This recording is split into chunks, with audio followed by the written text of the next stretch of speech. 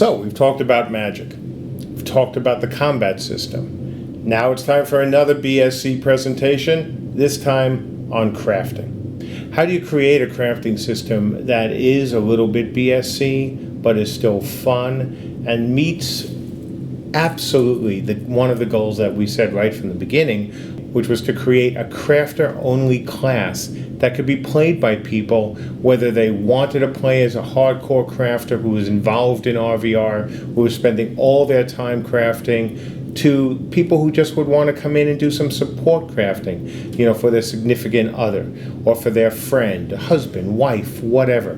How do you craft a system like that? Sorry, bad pun. This presentation will tell you a little bit about the system. Some of it may be familiar to you folks who have been on the forums or have been in conversations, but I think most of it you haven't heard before. And certainly there are some elements in it that are very new and very different. So let's start from the beginning. Who is the system geared to?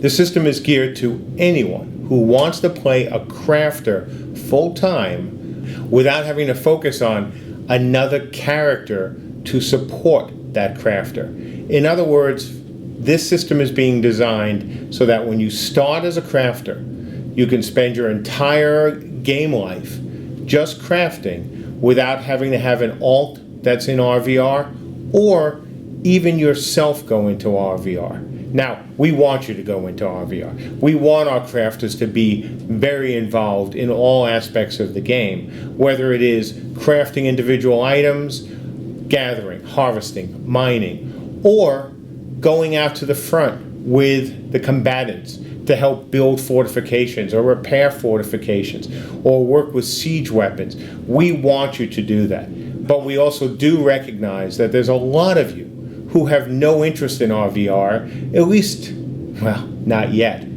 So this system is being designed for all of you. And how we're going to do it and what's important, well, that's what we're going to talk about now.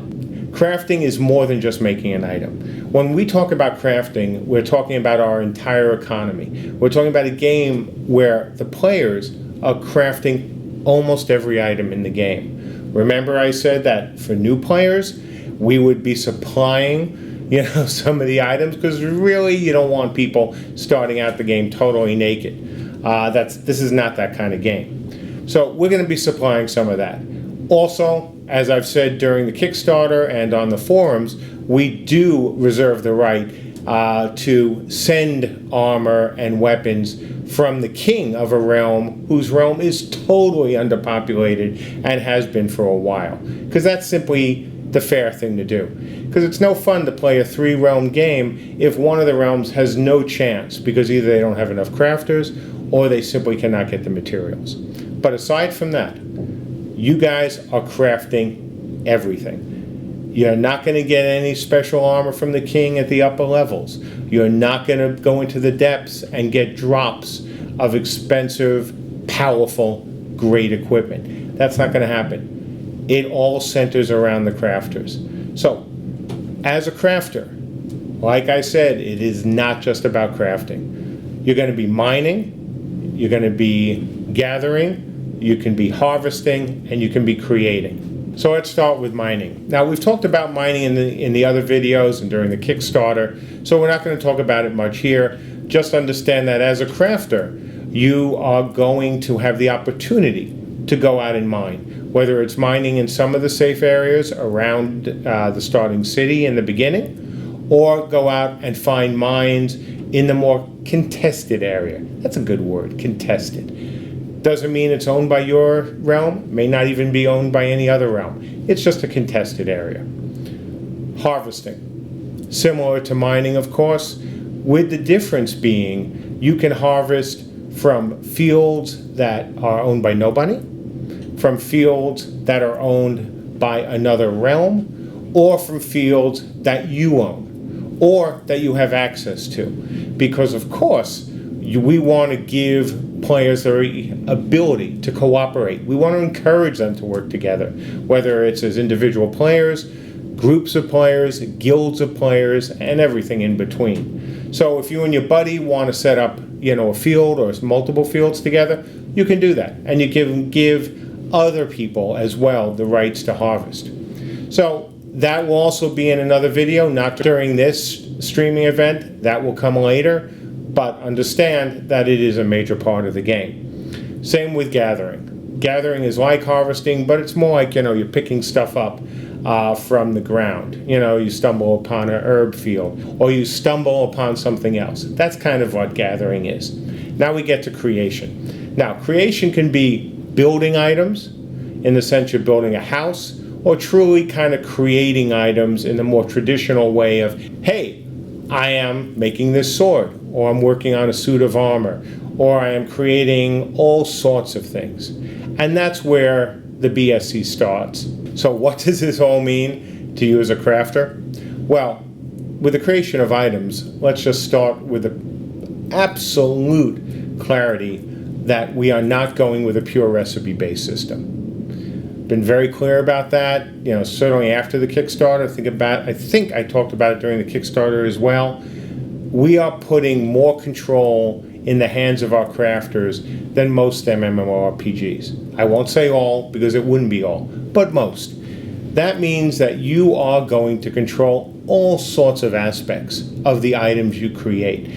For example, if you're creating a weapon, you'll be able to adjust its damage. You'll be able to adjust its durability. You'll be able to adjust its weight. You'll be able to work on a whole host of things.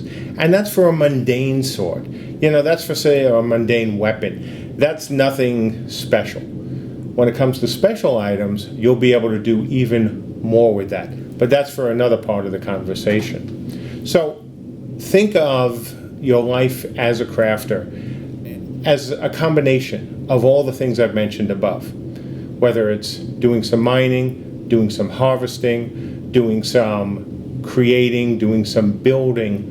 That is how you have to look at your life in Camelot Unchained as a crafter. You can do all this. We encourage you to do all of this. That is the way we hope you'll want to play our crafters. And that is why we made them a class and not just part of another character. We're going to give you so many things that you can do with the crafting system, and so many advantages as a crafter class, that you're going to see why doing it this way makes a whole heck of a lot of sense. The key element in understanding our crafting system, whether it is creating an item, whether it is mining or harvesting, is that we are starting from the premise that crafting is magic, and magic is crafting. We are throwing out all the pretense of, oh look, I can make this grand sword in just 15 seconds in the game by hammering on my little forge. We're throwing that out. It's silly, it makes no sense in these games anyway. Now we all do it because it actually works, but it's kind of silly. So we're just tossing that out and starting with the premise that our crafters are essentially mages. Everything you do as a crafter, whether you're harvesting, whether you're gathering, whether you're mining, and especially when you're creating, is based around the concept of you controlling magic. And that is going to lead us down a very interesting path to how you are actually going to create these items, and I'm going to talk about that next. So I've given you a very basic overview of most of the elements of our crafting system. I've told you that crafting is magic. Now, how is this going to work in the real world? How is this going to work for the player who wants to play the game a little bit or who wants to craft a lot? How are we going to prevent runaway mudflation or inflation, for those who are not familiar with the term, in these games? Well, our way is very simple. We're going to use a combination of things. Knowing that crafters are magic can give you a hint that we may tie it to some kind of a mana pool or a crafting pool.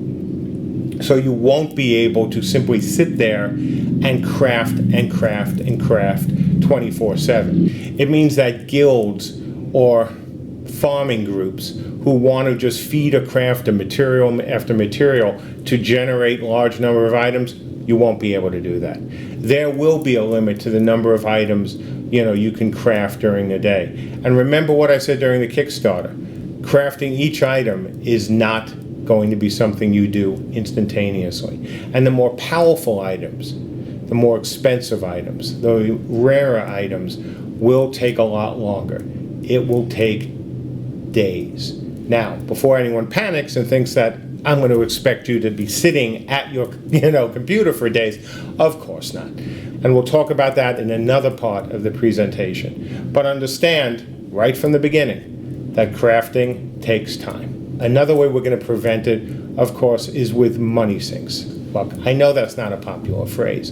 People hate money sinks, but you know what? You know what most of them hate even more, especially crafters?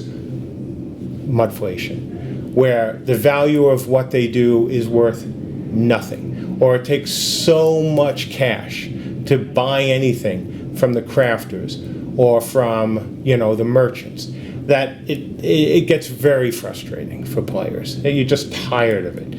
Or you're carrying around, since we have carrying capacity, you might not even be able to carry enough if inflation got so crazy. So there's also going to be money sinks as well that we're going to use to help drain some of the money from the economy.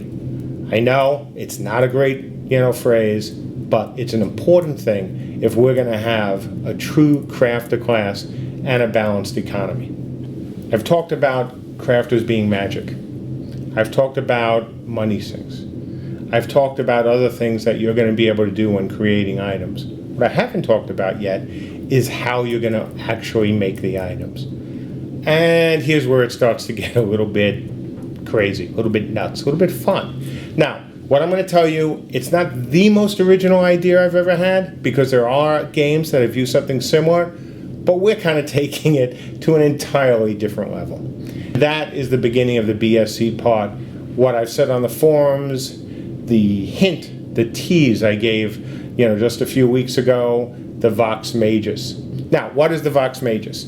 Well, in bad Latin, you can either call it the voice of the magician or the voice of the mage. What the Vox Magus is, it's your crafting station. And what I mean by your crafting station, I mean it's your crafting station. Anyone who crafts, everyone who crafts, has to have their own crafting station. What is this going to look like? Well, we're going to have some shots of it, some early concept work on it, and just think of it as the world's coolest pipe organ. You know what pipe organs are? You've seen them in cathedrals, you see them in movies, you see him, the guy with half a face going dun dun, that's what you see.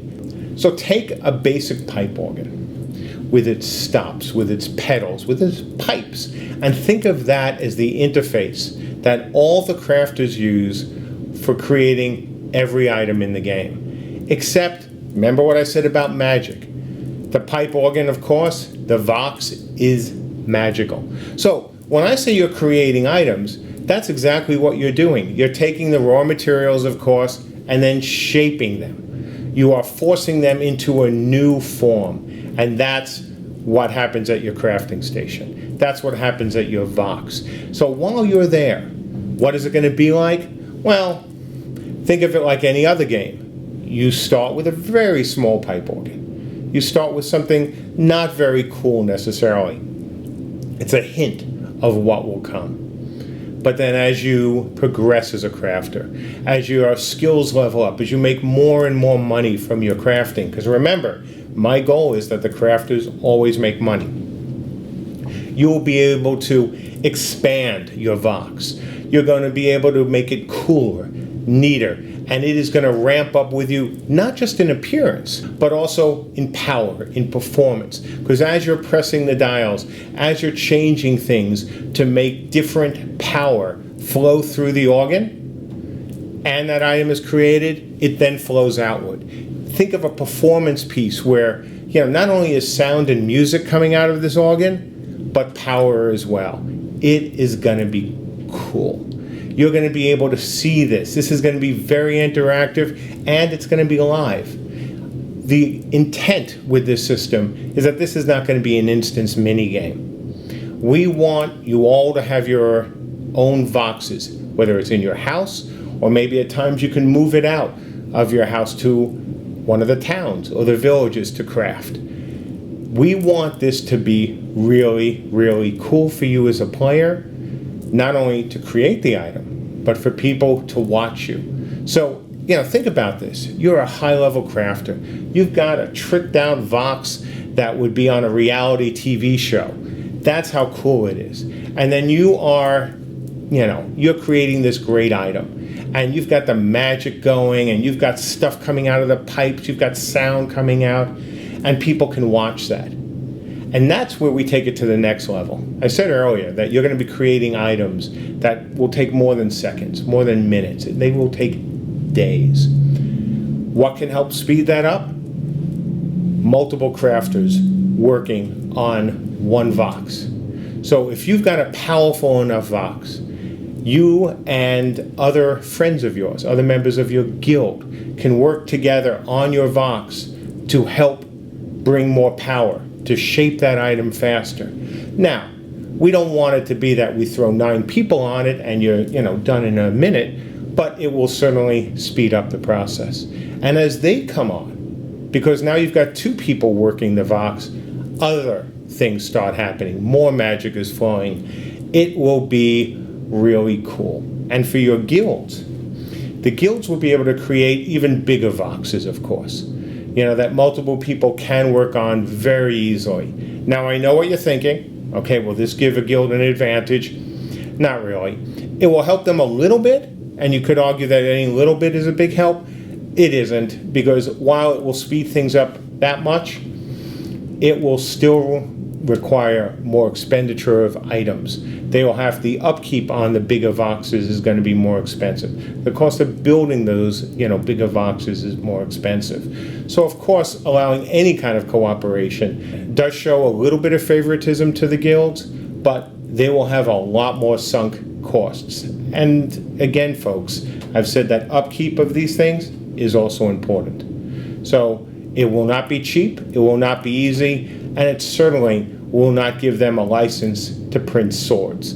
It will allow them to do some things that maybe a single crafter would take a little longer, or what it also allow them to do, just as you and your friends can do if you organize properly, to create some very special items. What do I mean by very special items? I've talked about on the forums that, and the same during the Kickstarter, that we're not going to have a ton of items with a ton of stat bonuses on them. That has not changed one bit. One of the things I did hint about was our soul system. And we're going to talk about that in also another presentation another time. But for now, let's just say one of the very cool things you'll be able to do with this game is use souls from down enemies. How that's going to work and how crafters are going to make that happen, again, we'll talk about it, but that's some of the special stuff. And as to a hint as to what that could do for you, well, obviously things like maybe a little bit more power. But the better stuff is, well, if you've got a soul of an enemy in your sword, maybe you can help, detect him at longer range. Maybe he shines out to you in the field of RVR.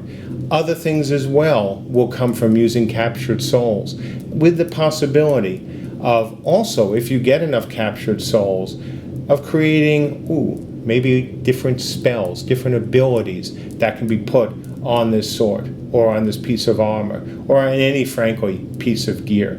And that's where it gets really cool, but that's also something that we are not going to do in the short term. That gets very expensive time-wise, very expensive design, and eventually as well programming-wise. But it is something that we are putting in now with an eye to the future. During our Kickstarter, one of the things that I absolutely swore to you players that we wouldn't have was an auction house. I'm here to tell you, we still don't have an auction house. I have no intention of building an auction house for the game. Very clear about that. We need you as players of a realm and of a server to get to know your fellow players. We want you to sell to them directly. We want them to be looking out for you. Now, does this mean you're going to have to hunt through every nook and cranny of a city to find the guy selling the sword that you want? No, we want to be a little bit smarter than that. Oh, well, how about if we just allow people to set up their shops anywhere in a town square, for example, or even in a separate area where all you see are guys standing outside hawking their wares? No, we're not going to do that either. We've seen that before. And while that can work okay when there's not too many people, obviously we've all played games where you would walk into these areas and you can't move, or you're just engulfed by a cacophony of sounds and noises. We're not going to do that. We are going to set things up so players can have their own shops. We've been very clear about that. We also have a way of doing it. We think that's kind of clever, that will allow you to have your own shops in an area which will not be as crowded and not be as annoying to go through as in some other MMORPGs. Will this work perfectly? I don't know. It's different. It hasn't been, as far as I know, done in quite this manner, but we're going to give it a shot. If all goes well, we will stick with this plan. Again, no auction house. Only player-run shops, with the exception of some merchants, especially for the new players, in the main city. We will also allow guilds, of course, to have shops for themselves. We're not sold on the concept of guilds setting up shop, for example, in the main cities, because that could give them an advantage. But when they go out and found a town, or they go out and help found a town, will we let them set up shop there? Yes. That seems to be a very, fair thing to do. Now, as a player, let's say you're not in a guild. How are you going to compete with them? How are you going to attract attention? How are you going to sell your wares? That's going to happen mostly in the main cities, because the main cities are where the biggest shops are going to be. That's where the biggest areas for shops are going to be. And frankly, we expect a lot of the population to move through the city, if not on a daily basis, certainly often enough to make it fairly easy for you to at least possibly attract business. And then we will have, I hope, some interesting ways as well of making it easier for people to find you, or to find at least the kind of goods that they are looking for without having to go through an auction house. During the Kickstarter and afterwards, we've talked a little bit about the concept of caravans, or fast travel, moving between cities or moving between areas. And obviously to a crafter, it's important to get your goods not only out to the players who bought it, but also so you can go out and sell the goods yourself to players, for example, in a town that's just starting. Well, that's where caravans come in. Now, we've seen caravans in other games. We're doing things a bit differently here than most games. First of all, the vast majority of these caravans will be contracted by you. They will be hired by you. They will literally be your caravan. The advantage there, you can decide when they're going to go. You can hire your own guards to protect it. You can go to protect it. You can take an alt to protect it. The key is they're not going to go at set times. Because when people know exactly what time caravans go, well, then it becomes, oh, look, it's 12 o'clock. It's time to raid the caravan that goes from here to there. And that doesn't make it a lot of fun. This we're going to leave up to you. If you as a crafter want to get your goods, you want to get raw materials, you want to get stuff that can help build a town out to the town, hire a caravan. Hire other players to help protect it. And unlike other games, you will be rewarded for that. And what I mean rewarded, just as we're going to talk about during the progression system presentation, every time a caravan gets in, things go well for you. Not only do you get your goods, so you get your own bonus, the people who are guarding your caravan, they also get rewarded. And then the king of your realm is notified that you took a caravan from A to B bringing goods.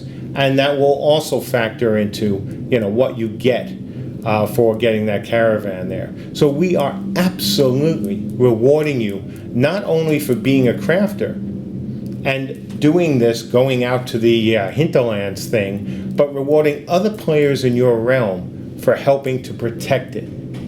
They will have a vested interest in protecting your caravan, not only one time, but many times. Not only because you're paying them, but also because they will be rewarded by the king as well. You may be asking, why are we going with the Vox? Why are we using essentially one interface that will be different for each realm, but still the same basic interface for all the realms? It's really simple.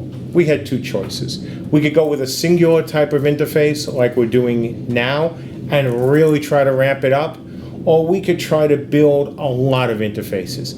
Look, if it's up to me totally, if I had unlimited funds, maybe I would try to do that. But you know what? We don't, and we have to be smart. And being smart means not overcomplicating things, not trying to do what we can't do, but instead doing what we know we can do. And taking one interface, changing it slightly for the 3 realms, and then amping it up a bit, that's very doable. Making multiple interfaces, and then interfaces off their interfaces, and changes to those interfaces, that gets more complicated. This is simpler, it's within our wheelhouse, and it makes a lot of sense for a game like us to do. And therefore, we're doing it.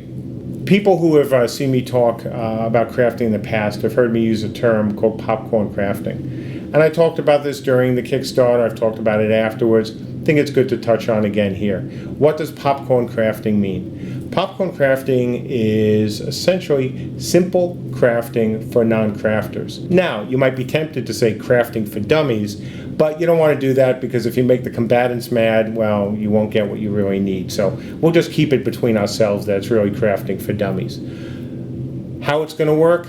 That's going to be crafting like in other games. So let's say you're a fighter.